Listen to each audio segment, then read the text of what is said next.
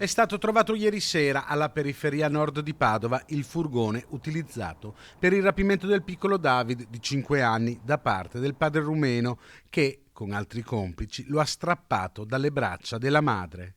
Il ritrovamento è avvenuto alle 22:30 circa da parte di una pattuglia della stazione dei Carabinieri di Limena che ha rintracciato il Mercedes Vito di colore nero, immortalato anche dalle telecamere di videosorveglianza al momento della fuga.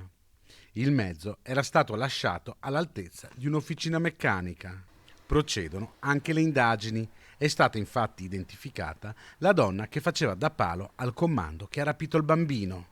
La madre, Alexandra, da giorni si sentiva spiata e ha ragione. C'era infatti una donna, nei giorni precedenti al rapimento, che controllava i movimenti di madre e figlia. Un'azione rapidissima quella messa a segno martedì mattina nel quartiere San Lazzaro, a Padova, dove Alexandra e David vivono mentre la donna lo accompagnava all'asilo.